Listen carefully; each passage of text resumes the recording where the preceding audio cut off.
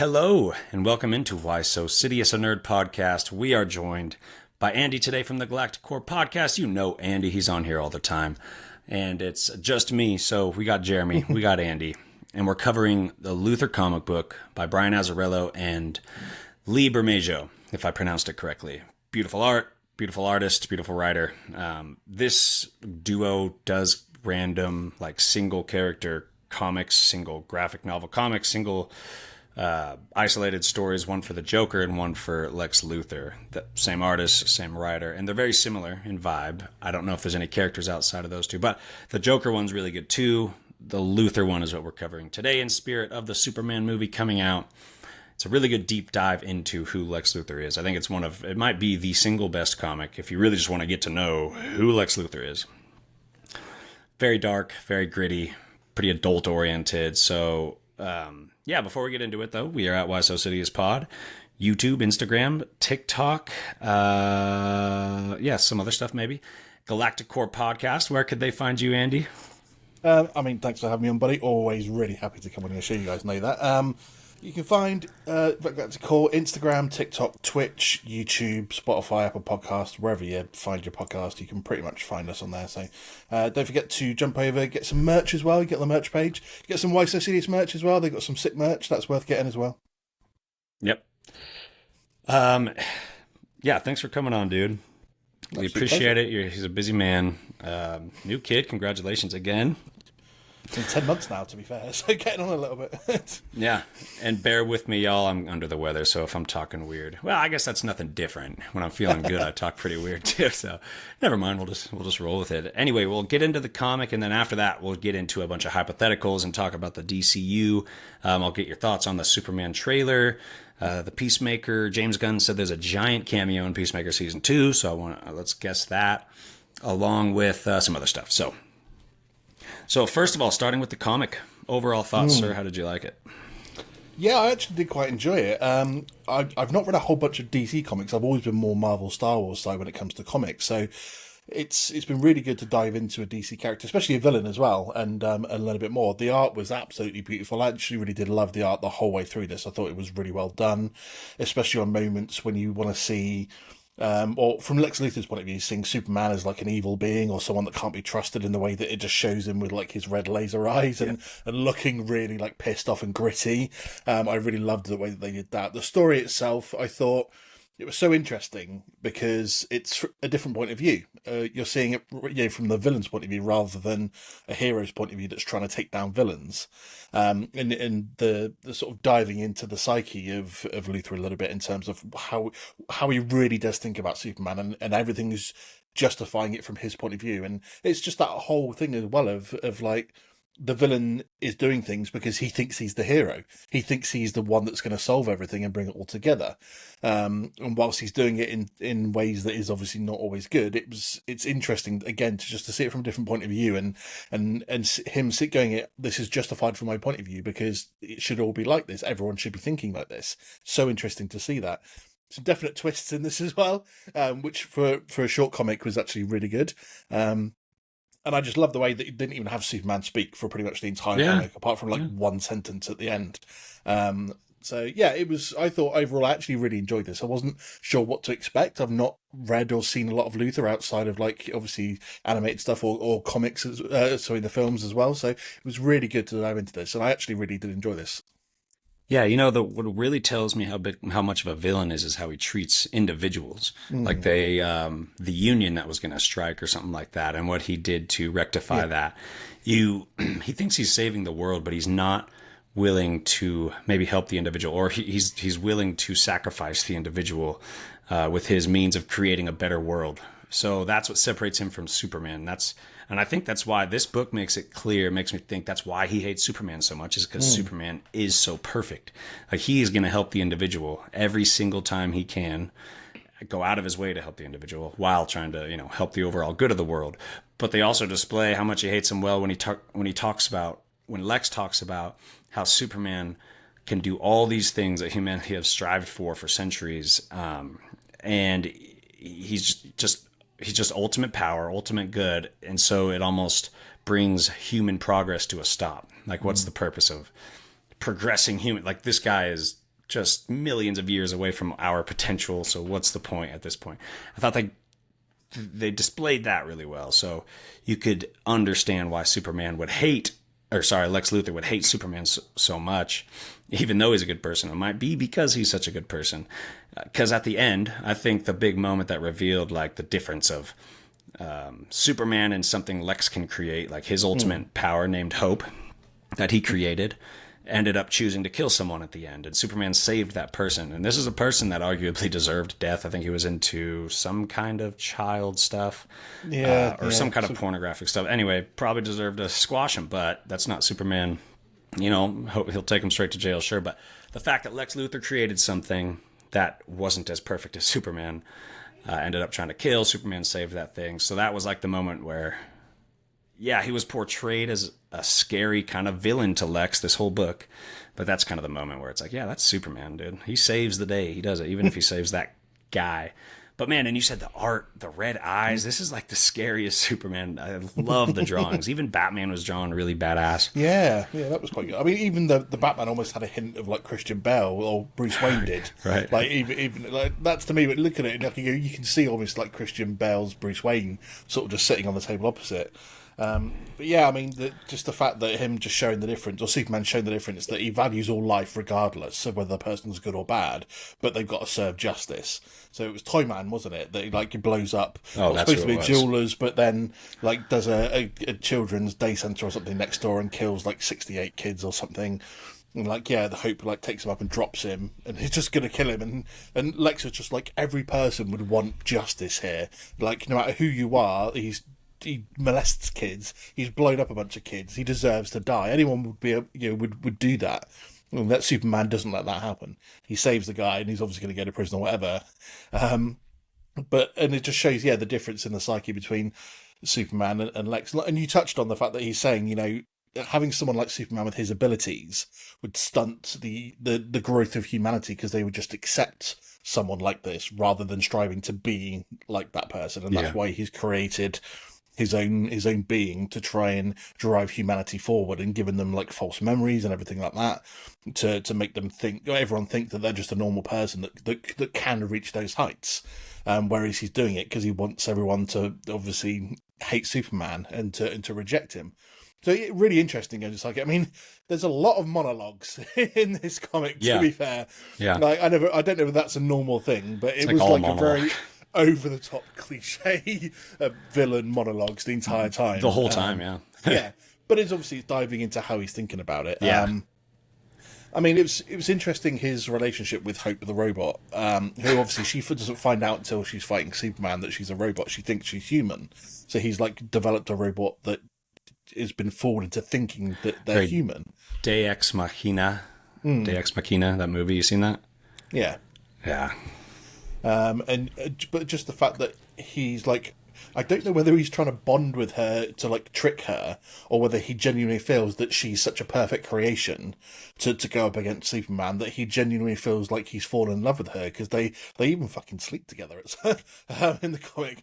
And then his assistant is, because obviously it's a bit weird when his assistant shows up, sees that he's there naked and and stuff, and hands in her resignation, and he's like, no, not accepting this. And then you maybe realise that she knows that it's a robot and that he's had relations with it, and so therefore she's like, fuck this, I'm out. And there's a little takes jealousy there. Badass comment as well. Yeah, when he's just like, you do all these things and everything like that, and it just knowing that I will touch her in a way that I'm never going to touch you. Yeah. It's like, damn, you fucking took her down a few pegs unnecessarily there. Again, so gnarly to the individual.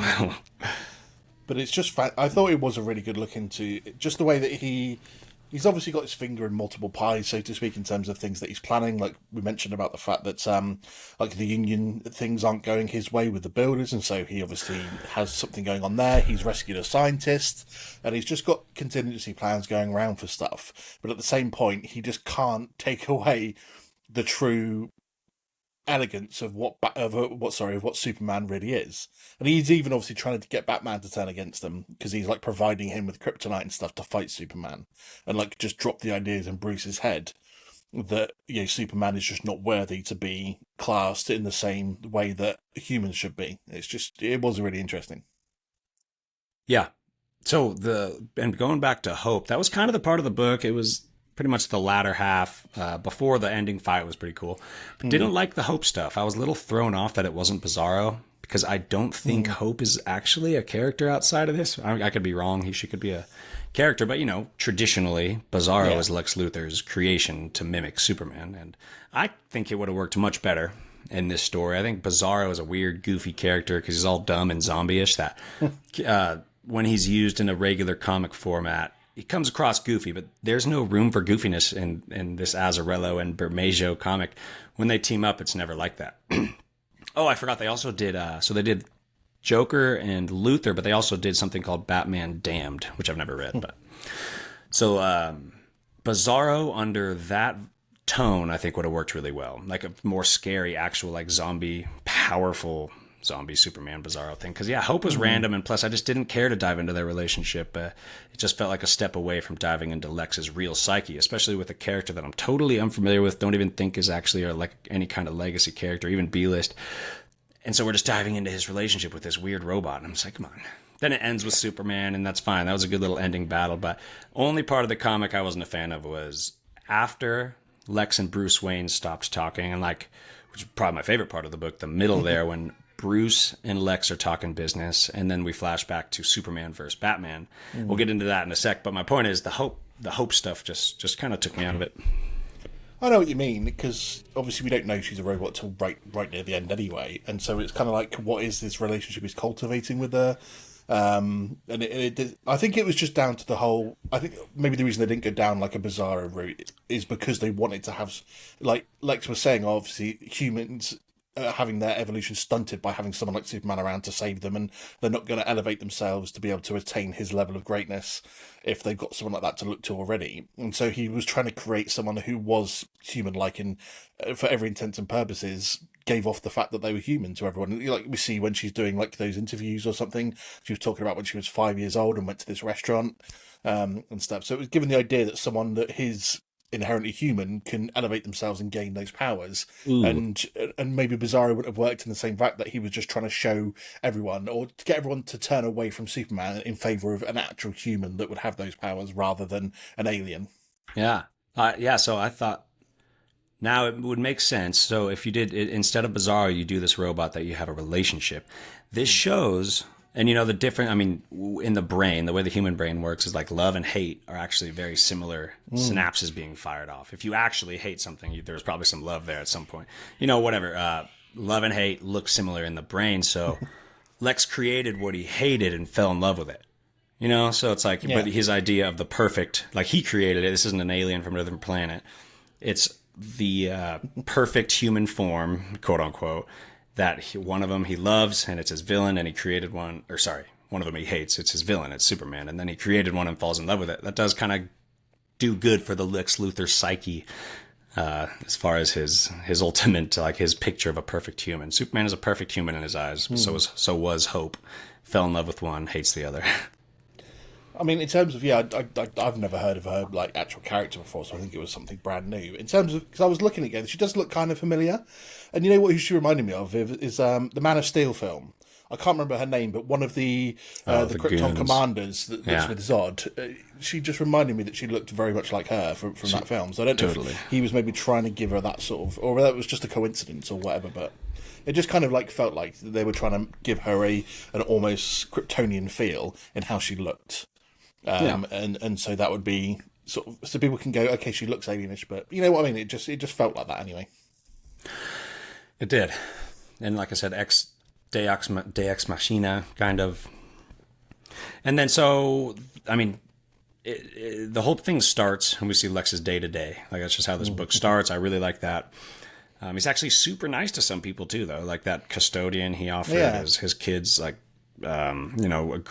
granted into this certain educational program. Weirdly, I don't want to say bipolar, but if you're on his good side, you're going to get hooked up. It's just you can get on his bad side really quickly, and he's just a nasty person to those people. Anyway, we get through the day to day, and then let's talk about all the Batman stuff, because I thought that was the highlight of the book. He meets Bruce, and Bruce just kind of blows him off. We learn that after he met them, then Alfred just pretty much drove Lex Luthor around, and Lex is kind of pissed about it. I liked that interaction. He almost wanted to hire Alfred. So that was funny. And then later they actually meet, talk business. And that was the whole point of that meeting, the kryptonite, or what was that about? I believe so, yeah. Yeah. He seemed to hand him a piece of kryptonite, and he wants it obviously in exchange for like the Alzheimer's breakthrough that he had in his lab, which he's obviously using on Hope to maybe block or help with the artificial memories, so to speak. So, yeah, I mean, I did really enjoy that sit down meeting for them, and then whilst they're talking, it's hard to know where to place like when like Lex and Bruce are talking and they're just showing frames of Batman versus Superman. It was hard to know where to place that in terms of when did that happen, because it felt like he'd given him the kryptonite obviously at that dinner, and then Batman had tried to use that later on at a certain point when he was going up against Superman for something. Even bizarre that obviously Superman sees the kryptonite in his belt, takes it out and just crushes it in his hand. In the little box, so I'm like, had no effect. Wait, I was actually going to ask you if that was the kryptonite, because that didn't seem. So. It looked like it was in the same box that Lex gave him. Yeah, like then you shouldn't be able to crush it. No, I was thinking that seems a bit bizarre. So they didn't make it clear that box had kryptonite, because he crushed it and white dust came out. It wasn't green. I mean, there was nothing in his hand. Although because it was weird, because in some of the earlier clips you do see him pull out the kryptonite, and like it's almost like Superman blows past him super fast, and it kind of blows out of his hand. Well, and they showed Superman blowing with his mouth. So that he blew the kryptonite out of his hand. He blows out of his hand and it just like falls down to the ground or something, and he's left Batman like clinging on to the roof or something before laser-eyeing the bit of building he's holding on to. See, I thought this was sick. So the kryptonite fell. Batman shot his grapple gun at it. Superman grabs the end of the grapple gun, flies into the air, drops him, and then Batman, he uses the grapple gun to hook onto like a gargoyle to help his landing. Superman just lasers the gargoyle in half, so he loses his footing there and just eats shit on the ground. I was like, dude, Superman is unstoppable. I mean, obviously against Batman, but I just love how they portrayed it. I mean, half of that was better than the film fight that we got. So, I mean, it was good, when he fires the grapple gun to, like, go past Superman to grab the kryptonite to try and bring it back before Superman can get there. I did like that bit. But, but that whole, like, it's just great reading sort of the conversation that they're having whilst you're seeing Batman fight Superman and just realising that he can't really do anything. I'm not really sure then if the kryptonite's already been gone in that fight, what the little white box was in his belt that he takes out and crushes. I don't understand. Could have been a red herring. Yeah. Yeah, so but that was my favorite part, I think. So I think art was spectacular. I think the vibe, the dark grittiness I loved about it, the deep dive into Lex's psyche. I think it's really, really a solid comic to get to understand Lex outside of his origin. I think, and by the way, for y'all, we're going to be covering Kingdom Comes, probably Secret Origins, and then Mark Waid's Birthright. So that'll get back into more of Lex's origin as a young person, because him and Clark actually grew up in Smallville together, met in college or high school or something. So you don't have everything with Lex in this comic, but just the deep dive into the psyche, I think, is very valuable for the character. And anything else on the comic for you, bro, before we dive into some DCU stuff? Yeah, just the way that it does dive into it. Because you were saying about the start, when he is nice to some people, like the custodian or janitor, whatever it was, and stuff. But I just think that feeds more into Lex's delusion that he's a good guy. Yeah. Because he's treating some people around him good, and he's like, tell the head of that special school that only admit 12 people a year that I'd be certainly very grateful and will owe him a favour if he allows this guy's son in, and stuff like that. So just feeding into his psyche that he is a good guy and he's a good person when he's absolutely not. Yeah. And then, it's just... It's just funny when he's talking about how like Clark Kent's writing articles saying talking shit about him basically, and he's like, maybe I should just buy the paper and fire him. Like, there are other people in my position that use the media to influence their own story, so why shouldn't I? And then it just at the very end, when obviously like Hope has a very short battle against Superman and he decides to obviously detonate her,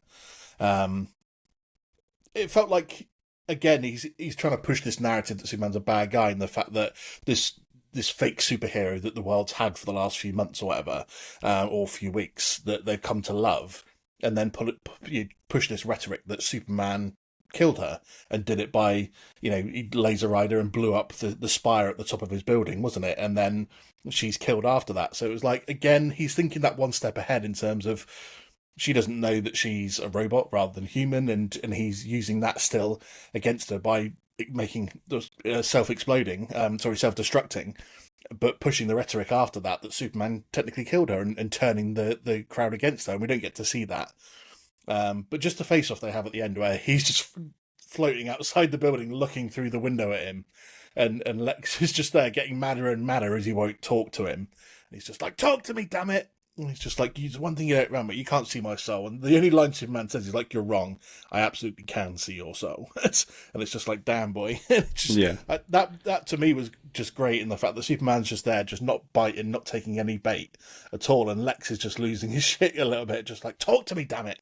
Yeah. And just doesn't like it at all that Superman is just there and just representing all the values that he kind of hates and thinks that humans should be providing rather than an alien. And yeah, overall, I did really enjoy this because that getting to understand a point of view from the side of the villain is something that doesn't happen often enough, especially in films, like in TV series. We don't see it anywhere near enough. They try and justify something with a villain of the week attitude, or, you know, in a lot of films for us covering superheroes and stuff, villains are thrown away so easily. That you really want someone long term that can do that. So I really hope with the upcoming DCU they give Lex a chance, and it's not just like a couple of films and then he's done. Mm-hmm. Perfect segue, because that's one of my questions for you. So I pretty much have let's see. So if the DCU, I mean, obviously they're going to have their long-term villains, but I think Lex should definitely be one of those long-term villains. You know, Thanos style, but it's not the Infinity Stones. It's the Legion of Doom or something. Like, this starts, we're going to see his motivation, why he hates Superman. He's the main villain of the Superman movie. That's just going to grow into something much bigger, I think. I think the Legion of Doom is going to be, if not the villain of the first Justice League movie, I think the Legion of Doom is going to be very significant as far as villains. We already have Sinestro cast and the Lantern show coming out. I could really see Lex getting pissed at the end of this, and whether they do post-credits or not, even if they don't do post-credits, a lot of nerd movies put that scene just at the end of the movie, which is fine, the teasing stuff. So if I say post-credit ever, I mean either or, pretty much. But I was thinking of a post-credit where Lex literally finds Sinestro and says, hey, let's join the team, whatever, because he's already cast. He's on the Legion of Doom. You could do, or any new villain. You could introduce a villain for the first time at the end of Superman. But I swear this dude's going to start building the Legion of Doom. And I think that's going to be one of the end scenes there, is at least if he's not meeting a character, we're going to see like the File, the Avengers Initiative, like the Legion of Doom, where he's going to start, like, look, I need some super-powered people to take these guys down. Actually, I mean, do you think that the Green Lantern and the Hawk Girl, they're funded by Lex Luthor? Because I was thinking they work for him in the trailers, and I was thinking, if that's true, Superman would kind of teach them the way by the end of this movie. Like, look, dude, you're working for a corrupt asshole, and from there, they're going to go put on their comic-accurate uniforms and be themselves. And I even think Guy Gardner is the perfect character to be kind of he's going to catch a lot of flack for this, like going corporate, putting a uniform over the green. And I think like Hal and John, I think he's going to have a bad rep because of that. I think it might be something they just make fun of him for, because Guy needs to be made fun of a little bit, I think, just for his character. But I think that'll have ramifications, the fact that he signed up with some corporate stuff to begin with. But yeah, how do you think of Lex building the Legion of Doom in a post-credit? I think it's a good idea. Even starting straight away, you kind of need to start building up a long-term enemy for Superman, the Justice League, any of those guys, to be fair. You can't have each individual person's or Justice League members' enemies showing up and be a constant thorn. So you need to have one overarching. And everyone's obviously going to look to Darkseid, but we're talking that's probably going to be 3-4 Justice League films down the line. Yeah. Kind of like, as we know, a Thanos type way of doing it. Getting him to build up first and being that constant thorn, but always having a way to survive and coming back to be a thorn on their side again, and building with different villains and stuff is a good way to do it. I like the way of bringing Guy Gardner into it, of having him being like a corporate guy or putting a uniform over the ring and getting sort of manipulated that way by Lex to do it. I'm not sure about Hawk Girl. Yeah. I'm not sure about Hawk Girl. Right. I think because of her history, if I'm right, of being, she gets reincarnated every time she dies, isn't she? Right. And so I think because she's been around for a long time, I don't think she would be so easily manipulated that way. She's more honorable and holy and all that. Yeah. But yeah, I do like the idea of just Lex building up a Legion of Doom or something like that over the course of just dipping in and out of other people's films. You doesn't need to be. You can obviously put him a big part of Superman films because he's a big Superman villain, but you can have him dipping in and out of other people's films to start doing that and building things up and just being a little nuisance, or a bad guy in someone else's film, a Batman film or a Flash film or anything like that. Just finding out that Lex is the one funding that villain or something like that. Yeah. Or Lex appears somewhere in it going, hey, why don't we work together? I can help you with these guys. And just building it up along the way. Yeah. And then let's go back to the trailer itself. You saw the Superman trailer. What did you think? Yeah. It's a difficult one for me. Interesting. I so want to come out of this and be so excited and so... because every time you watch a trailer, you want to get goosebumps that you're feeling it, because this is something that they need to really do hit the ground running with and get right. Otherwise, it's going to be under a cloud for every film that comes out for the next few years. And I sit there, and I had it with the first trailer, and unfortunately I had it with the second trailer, that I came out the end of it, and I wasn't psyched. I wasn't excited. I didn't feel that rush of adrenaline that you get at the end of it and go, I'm now hyped for this. I looked at it, and I felt there was too much going on. It feels like there is a lot going on in this film. Like, they're throwing 4, 5, 6 different heroes / villains in there. He says that he wants to have it grounded and centered around. This is like a year 2 or year 3 Superman. So he's still fairly new. At the same point, he said he wants to have it be more sci-fi-ish and have sci-fi threats, which is why we see some of the big monsters in there. At the same point, you're trying to keep it grounded on Earth with Lex, but then you're bringing in Ultraman and Mr. Fantastic and Hawkgirl and Guy Gardner, and it's just what the fuck? There just seemed to be too much going on for me to sit there and go, this feels amazing, and it feels like it inspires Superman type energy aura for me. I just didn't get that feeling, unfortunately. I was so sad. I was genuinely sad because I was so wanting to be hyped for it, and just as well, I talked on my show about how strong music plays a role in these types of things as well. And the Superman theme is obviously one of the most well-known themes, but this synth version of it just didn't quite hit the mark for me. That didn't make the goosebumps go on the back of my neck and just brought me in and go, that's Superman's music and that's going to kick some ass. It just didn't quite hit the spots across the board for me. And I know I'm one of the few that feel that way. Yeah. Man, I loved it. I loved it, man. Ooh. I thought it nailed it. I loved how they started with the interview. I loved how they showed how angry he was when like people were going to die. I'm not worried about the red tape, bureaucracy, the nations. And I loved that interview turned heated. You could see how important it is for Superman to save the individual. Other than that, I liked a lot. I liked all that was going on. I trusted with James Gunn. Look at all the characters he balanced in all his Guardians movies. I forgot how much you love James Gunn. Yeah, trust you got in him. I'll gloss him up all day. I think he's just going to handle the character well. But the trailer really worked on every level for me, man. That's all I'll say. I mean, I've talked a lot about it on our show too, but man, I really, really did like the trailer, and I'm having trouble thinking of the details that I want to explain, but I don't want to gloss it up too much. I'll just say I did like it a lot. I think it nailed the character. I like the colorful. It looks action-packed and colorful, and the lanterns. I can't wait to see where the story actually goes, and I really can't wait to see Lex Luthor as a villain. I guess James Gunn's one thing is he doesn't do great villains. The High Evolutionary was his best, but I wouldn't call him a great villain. He probably just screamed too much. That kind of took me out of it. But I think Lex has to be his best villain. He has no business doing Lex Luthor unless this is his best on-screen villain ever.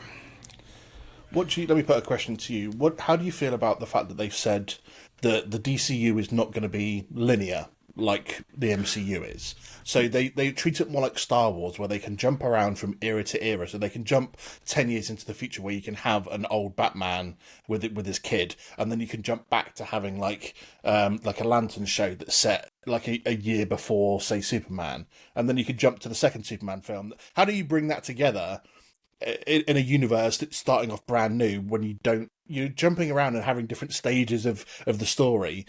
Are you only going to be able to see it at the end of how cohesive it is and come together? Or how can you put together a Justice League film for the first one if you've jumped around all over the place and you've had the heroes at different eras in their lives? We'll have to see how extreme the jumping around is, but the one thing that'll help all of us is they did come out and officially say the first 4 or 5 projects are in chronological order. Yeah. Superman comes out, and then Peacemaker takes place after Superman. Supergirl takes place after Peacemaker, and that's pretty much the only thing that's. And Lanterns takes like everything that comes out is chronologically where it's placed so far. I think they're gonna build a nice foundation of familiarity for us before we start jumping around. Like, there's no way you do the first Batman movie is like 10 years later, Dark Knight Returns. And plus, well, I mean, wouldn't you think a lot of that stuff would be Elseworlds? Because the Elseworlds thing allows them to jump around a ton. We don't even have a single Elseworlds project confirmed, but we know they're planning to do that. I mean, is the Elseworlds stuff even really needed right now? They're just doing that to, like, because you had the Batman, which was successful. Yeah. And so therefore, and the Penguin was successful on top of that as well. So they've kind of gone, okay, you can have some Elseworlds stuff because as one-off that's popular. But to me, it's just going to cause, because with all due respect, the fairly average person, when it comes to this stuff, needs some stuff explaining to them. Or people seem to get easily confused when you can go, well, how come Robert Pattinson's Batman isn't the same Batman as this one? Or is the Penguin not involved with it? And so I think you throw too many Elseworld projects in there, people will generally just start getting a bit annoyed and confused, going, why isn't this person in there? Why have I got to watch that story when there's another Batman film coming out in 3 years' time? And why does that not make sense? Unless you end up with a big crossover in a Justice League film, where something with, like, multiversal happens and allows them to bring Elseworld stuff into it, and that's just their long-term game, is to go, these are some Elseworld projects that are going to come along, and eventually they bring it all together. Yeah, and I think you're right about the Batman is the reason they had to announce that in the first place. But also, I think it has a lot to do with how good the movies end up. I think it opens a door for different directors and actors to sign on to projects. They don't have to sign on for 10 years. And I think the Elseworlds stuff is meant for something dramatically different. So I think it should be, there's no way you just do like an Elseworlds Batman movie where he's fighting a different villain. That was a terrible example because they have the Batman universe, but you know what I mean? So Lanterns is coming out. There's no way they're going to have an Elseworlds Lantern movie where it's like a similar hero versus villain or whatever they're doing. It would be dramatically different. And I don't think they would do an Elseworlds, like Superman came out. I don't think an Elseworlds Superman coming out anytime soon. I think the Elseworlds will be dramatically different when they do, and labeled as such. So hopefully it's a valid concern with the regular fan base being confused. There's already a lot going on with Marvel or DC, so I think that's valid. I think it's up to the filmmaker. You just got to make a good movie, and that's what matters. But yeah. All right, now. What kind of heroes are you wanting to see? Good question. Is the biggest players in the DCU, and therefore their counterpoint villains, because you know that I'm so desperate to see the Reverse Flash is unreal. Like, my favourite DC character by a long way. So disappointed we didn't get to see him originally in Flashpoint. Yeah. And I hate that was handled for me a little bit terribly. So obviously get to see a new Flash. And consequently then the Reverse Flash, because you can't have one without the other, really. So what about you, in terms of what heroes do you want to see and the counterpoint villains for them? Okay, so, well, I was so damn lucky that they already chose to put Lanterns in Swamp Thing and like already start making those plans, because that's my shit. Animal Man, I want to see specifically an Elseworlds Animal Man, because Grant Morrison did an amazing comic with one of the craziest twist endings I've ever read. Anticlimactic in a way, but twisty and mind-bendy in a great way at the same time. So that's going to be hard to pull off on screen. As far as villains, though, I'm right there with you. Reverse Flash is one of my most desired villains to see done right on the big screen. Yeah. He's terrifying and petty. It's a perfect villain to just be a pain in the ass the whole movie while doing very dark stuff that cries for revenge and cries for the hero to, just really push. I'm having trouble thinking. Well, Nightwing. No, sorry. Let me just rewind. Red Hood. Red Hood is period. Like that's the story I want to see on the big screen. I'm pissed that the dynamic duo is some kind of animated whatever, because that's the one story I would pick. Red Hood, man. But I would want Robin to be developed a little bit first.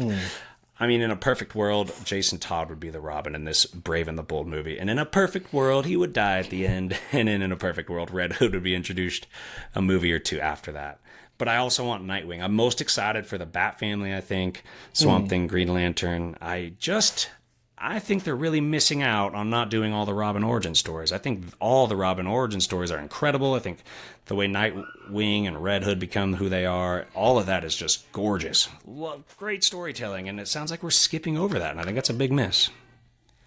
Yeah, I can understand that, to be fair. I think they have quite important stories, and you need to have them in there to make almost a better Batman as well, in a way, because they've got but the heroes are in their own right, and they should have origin stories rather than just throwing them in as like an underling to Batman. So, And as far as villains, Deathstroke. I really am excited also to see Deathstroke. Fair.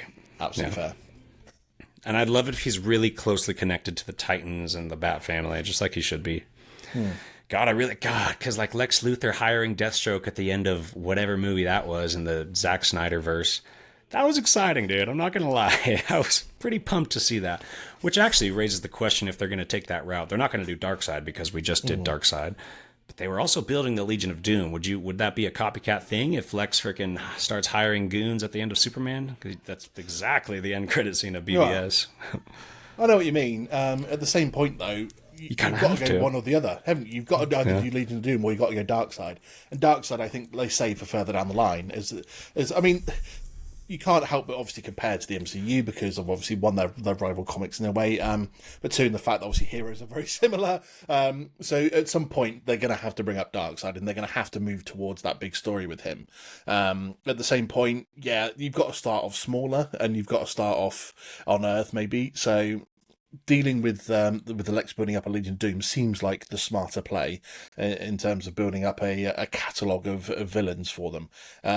If they make this mistake of going down the like villain of the movie way that the MCU has done, and you throw away a lot of half decent or even good villains by having them easily defeated in one film, then you're wasting the potential that you've got. And the fact that the MCU have had a chance to keep around a lot of villains that they could have brought back at different points and had a lot better stories for them, but they've thrown them away for the sake of one film. And so the DCU, if they learn from that, they can actually create a better legacy with the villains in their films than what the MCU have done with theirs. I think you're muted, buddy. And with a group like the Legion of Doom, I think it's way more important. I don't think that Marvel has like as strong of an equivalent. I mean, they have some groups of villains like the Cabal and stuff, but Legion of Doom is the coolest group of villains. Like, yeah, like easy. I mean, Sinestro, Black Manta, Cheetah. Sometimes I get it's all over the place. Bizarro, Lex Luthor's usually the leader. So that's just incredible because it's pretty much all the main big bads of everyone too.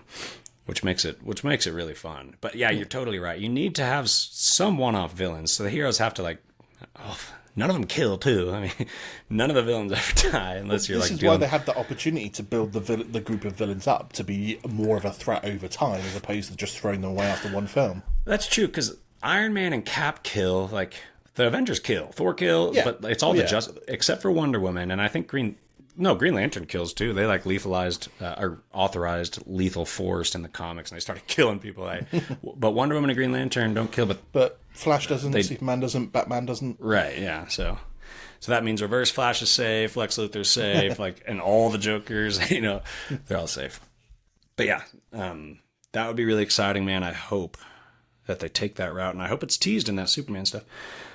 Okay, now here's another question. During the Superman movie, present day, do you think Batman and Superman already know each other personally or know of each other? I'm sure they know of each other. They'll know of each other, yeah. I mean, they said this is like a year 2 Superman, isn't it? So he's still fresh, he's still new.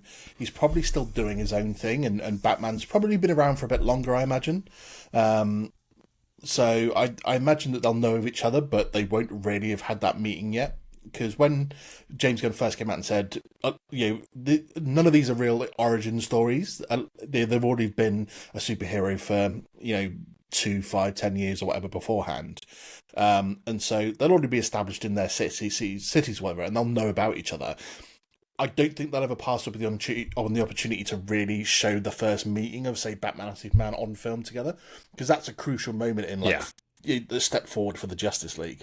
Yeah, and so. Yep, I think they'll know about each other. I don't think they'll have been working together yet because I think Superman's still working things out. Yeah. For himself. I think Batman will be a bit more established and he'll have been around for a bit longer, maybe 5-10 years, depending on, again, who they ever cast, how old the person is, and then you can maybe state, how long they've been around for as a guess. But yeah, that would be my guess is they definitely know each other or know of each other, but they haven't really met yet and aren't interacting and aren't working together to a point yet. I don't think any of the Justice League will have been interacting up yet, and they'll cross over and they'll start crossing over into each other's films. Yeah, I fully agree. Yeah, I think that's how they're going to do it. And I'm glad. Yeah, like you said, I really want to see that first interaction. I want to see Batman skeptical, not trusting, and then at some point realizing that he's very trustworthy, Superman. So, I think that's crucial. And I'm glad the Justice League hasn't formed yet, man. There's something very fun about seeing a team formed like that. So that's good. I want to see a point when they first get together as the Justice League. Yeah. And then it's completely rocked and nearly torn apart by the fact that they find out that Batman has contingency plans for each one of them and has been developing that for years up to that point when he's learnt about them. And I'd love to see that sort of, like, I know it's the whole thing of, like, we had it with, like, say, Captain America Civil War, where the team gets torn apart from within. But having that, but it's what makes bring them back together even better after that, for me anyway, is that if you have, Wonder Woman and Superman find out that Batman has got all these plans to subdue them and possibly even, like, eliminate them if needed in the worst case scenario, and it tears them apart, and then they get past that mistrust, and Bruce ultimately can realise how trustworthy they really are, and he doesn't necessarily need to have those plans in place. For sure. And do you think Lex and Bruce will have a similar relationship in this comic where it's like professionally they're friends, but under the mask they're enemies? That'd be a pretty cool dynamic. It could be, in terms of, like, LexCorp working with, like, Wayne Industries. And that's why it's possible. They're just two giant rich businessmen. And they're just pretending they don't know underneath of it who they both are, in terms of, Lex knows that Bruce Wayne is Batman, but he never says it to his face. And obviously, Bruce knows that Lex is a bad guy and he's doing all these things behind the scenes because all roads lead to him in terms of when he's investigating villains and stuff. And it always seems to be funded by Lex. So it would be a fun dynamic to have. They know each other and they work together professionally, or the companies work together, and underneath they know that one's Batman and one's a bad guy. And so there's that underlying tension every time that they're in a room together and having conversations, and they're just trying to outsmart each other. Yes, exactly. Okay. 2 more questions. One, I'm going to give you 4 potential post-credits. You pick the most likely. And I've already mentioned one. But we'll start with this first. Peacemaker Season 2. James Gunn said there's a gigantic cameo. So who do you think are we going to see in Peacemaker Season 2? That's a hard one.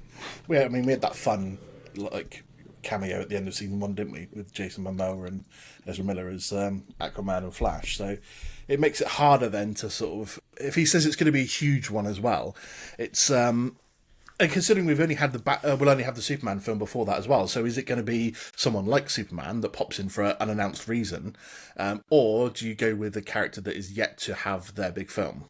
So Batman seems like a big one for me in terms of me too, because that could be the way to announce who's casting him. There's no word on who's announced it, and then that post-credit scene comes in, and boom, Batman's there. Yeah, that would be a real way to sort of, like, just drop the mic, end the season, and announce who Batman is, and then you've got all the hype from the season ending and all the conversations going on, plus the Batman casting on top of that. So that seems like the most logical thing to do. I can't really think who else that they would really throw in there. It depends what happens in the season as well, because you could throw in, like, a villain like Deathstroke just pops up at the end, and he's just like, Peacemaker's being a pain in the arse. I've been contracted to take him out. Yeah, you could go down that route. It's kind of hard to tell, but I would put odds on Batman being the biggest cameo you could throw in there. But would they really do that for a TV series rather than a film as well? Right. That's my other way of thinking about it. It's someone like Batman. That's why maybe throwing in, like, a villain like Deathstroke would be just as cool. But you don't need to have such a big character saved for the TV screen rather than the film, rather than the big screen. So I would go Deathstroke or Batman. Yeah, and I think it would be someone we don't know yet, because he wouldn't say, like, the way he spoke about it doesn't seem like it's someone like Superman shows up. Like, yeah, it's a big cameo, but we already kind of know him. Unless you're someone that's in that film, like Mr. Terrific or something like that. Or, a lot of JSA people are in the Peacemaker. What if you have, like, a Dr. Fate show up? I kind of like the villain idea too. You could do more of, what's her name? Waller. She could, like, recruit a Deathstroke or something. Add something like, God, with Waller hates superheroes. Lex Luthor's going to hate superheroes. Waller and Lex Luthor might be in bed together, so literally and figuratively. That would be a big twist, to be fair. All right, right on then. So let's go through these end credit scenes. So there's 4. The one I mentioned before was Maybe I didn't mention. Oh yeah, Lex contacts Sinestro or any major Legion of Doom villain. That's one. This is end credit or last scene of Superman for the tease. And then the other one is Batman reveal. And like I picture, literally, I just can't get the image out of my head. I see Batman with his back face to us, looking at his monitors, studying Superman. Whether that's to destroy him or recruit him, I just see that as a perfect end credit scene. You got the cowl, the freaking ears, and you know it's Batman, and he's studying Superman. So you know Superman's on his radar, and you know there's going to be a meeting soon. I think that's money. Anyway, another one, Superman is introduced to Hal and John Stewart. I think it's not as exciting, but you got a Green Lantern in there already. And then the creation of Bizarro. Maybe it's at the end credit where he pulls Superman's DNA and he starts creating something under file name Bizarro. Interesting. Yeah, I love the Batman idea because it's so simple and it's perfect, really, for the end of a Superman film. I think the Bizarro one's probably less likely simply because they might take a little bit longer to set up Bizarro rather than having straight or being created straight at the end of the first film. Let that Lex hate for Superman really stew for a little while before he sort of gets to that point. The Legion of Doom thing, yeah, again, that kind of makes sense, to be fair, because you want to start building up the villains as well, and just having contacting someone. Again, I kind of just think of the crowd as the average moviegoer. I mean, again, it's depending, is this made for the average moviegoer? Is it made for the people that know Superman or the DC stuff really well? Because if you have Lex contacting various different villains or a couple of them, are the audience automatically going to know who they are, or is it just for the nerds? So that's why something like the Batman one makes perfect sense, because that's for everyone. You know who Batman is. You see him studying the monitors. It's great. I like the idea of him maybe meeting the Green Lanterns, because like you said, the first 4 or 5 projects are all sort of in linear and they're coming out, and you want to tease some of the next things coming a little bit. But so I'd put that maybe middle of the pack, but I like the idea of the Batman one being the number one to go for in terms of that being the most likely scenario, because it's just setting up things straight away. Sorry, I think you muted again. Yeah, so basically, we need our Batman like in the next 2 projects coming out, Peacemaker or Superman. So just let us know who the hell's playing it. Who's your number one casting, by the way, for Batman? Jensen Ackles. Spot on. Thank you. Straight away. Didn't even need to discuss it. Yeah, fair. Yeah, absolutely. I think he would absolutely nail it, especially after the Soldier Boy performance in The Boys. That's why. Literally, what I was going to say. I was like, his performance in The Boys just throws straight on there that he could play Batman easily.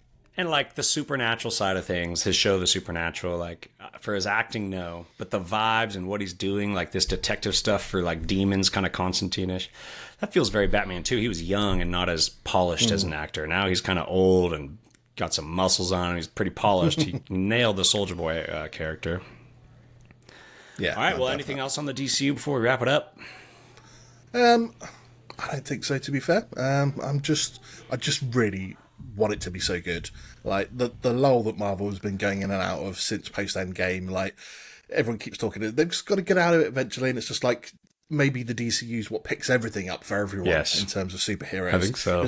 Because if it's not, otherwise you end up with even more superhero fatigue, and everyone's not going to be excited for everything coming up after that. And they've got a long-term plan for the DCU, and you want them to be able to fulfill it down to how they see it. Like, it does feel a little bit like Marvel has stumbled because they've changed so much, and they've had to change some things, as we already know, like Doomsday and things like that from Kang Dynasty. And so it just feels like there's a little stumble that's happened, and a really good start to the DCU will lift the genre of superheroes back up again. And people won't be going, there's fatigue. They'll just be like, cool, superheroes are great again. Yeah. I mean, I don't think it's superhero fatigue. I think it's just mediocre movie fatigue. That's all. Do you think if Superman is very well received critically, makes $1 billion at the box office, do you think Avengers Doomsday has a bigger box office, a bigger turnout? Like, that's a year later. Maybe I should say Fantastic Four. I think Fantastic Four is going to beat it at the box office regardless. No way. No chance. Yeah. I don't think so. Do you fancy a little wager? No? I will. $5. I genuinely think that regardless of how well Superman is received, whether it's good or badly received, Fantastic Four is going to outdo it. But they have a bad history at the box office because they all sucked. So you got it. What if that movie This is the sucks, first too? time that everyone's talking about the fact that it's Marvel themselves that have got to deal with this. This isn't Sony or Fox or whatever doing it anymore. Sorry, Fox before, wasn't it? This is Marvel getting their hands on it to do it themselves, which is different. And second of all, we've had a lot of Superman fairly recently. Like, we can say, obviously, we've had 3 Fantastic Four films in the last 20 odd years, or 25 years, and that's still close enough, but the fact that we've had Superman films sooner than that, really, or plenty more Superman, I should say, in general, and so therefore, I think the general hype, it feels to me, from what I've seen, the hype for Fantastic Four is a little bit more, and it was going to do better at the box office, I think, regardless. But if Superman is well received, then that's just going to kick off the DCU for them. And I think that's the most important thing, because it really does need it. It really needs that good, solid start. Like, it's a bit weird because we've had Creature Commandos already, which is kind of the unofficial start to the DCU. Yeah. And even James Gunn said with like Peacemaker Season 1, parts of it are canon and parts of it aren't. And that's going to become a bit more apparent in Season 2 as well. And so it's weird we've had like an unofficial start, and this is the first proper big start for DCU. And so, yeah, I still think Fantastic Four will outperform it regardless, and Doomsday will outperform either of those films, either way.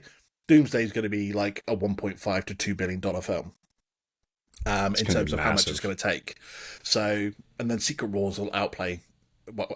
Secret Wars will be pushing Endgame level, I think. Yeah. If Doomsday is good, then Secret Wars will be pushing to the top ends of where Endgame was in terms of money it takes, I think. Right. So, but I think the DCU, if it gets a good solid start with Batman and it's well received, Superman, then it will just get better over time for them, and they'll start doing bigger numbers, especially when you start bringing them all together. Yeah. And that cohesive network of films allows them to do that. Yeah, man. Yeah, I see it. I don't even think they need a giant box off with the Superman. I think 700 mil is fine for them. They just need it desperately to be well received critically. I think that's more important than the amount of money they take, is that it has to be a good just film. For this one. Yeah. Just for this one, even though it is Superman. But yeah, I still think it has a chance to crack $1 billion if it's an amazing movie. And yeah, man, I still think it'll take Fantastic Four. Just the IP is more popular, and Marvel doesn't have trust right now. Whereas James Gunn does, but that's more meta. So the regular people that you're talking about actually don't realize that a good creators, Superman's in the hands of a good creator, so they don't know that. But the Superman IP, man, will carry it a long way. Whereas Fantastic Four has had a bad box office, and people don't trust Marvel. On the other hand, you're right. People know that this one's probably going to be the best. I will just easily put $20 on that. Mm-hmm. This will be the best Fantastic Four movie ever. You got Pedro Pascal, Vanessa Kirby. You got Danny Pedro's there. That's going to draw in a crowd as it is. There's a lot working for it. I mean, in terms of, I think it's one of those things for Superman that if it's a good film, I think opening weekend's going to be quite busy anyway in terms of the numbers they're going to do, because they're projected to be like 180, 200 million first weekend or something. It's big. And then I think it might have a week's lull straight after opening, sort of the first 3 or 4 days. And then if the film's well received, that'll pick back up again over the next few weeks for them. I think that's the way. If it's a good film and it's well received, that's how it'll go. So it'll be manic opening start. And then, because the bulk of people have been to see it straight away, it kind of just drops a little bit for a week, and then it will pick up again if it's well received. Because people that weren't sure or weren't caring that much will then start to go and see it if it's been well received, I think. So, and that's where it will pick up. Definitely could hit $1 billion. But yeah, I to me, 700-800 million was where I was thinking it would probably land. Yeah. Well, all right. That wraps it up. Andy, thank you so much for joining us, dude. Appreciate it. Pleasure. Go follow the Galactic Core podcast. He's on Spotify and all the socials, so check it out. And check out our episodes. We've been covering nerd news and or Last of Us and all kinds of stuff like that. So thanks for tuning in, and we'll see you next time.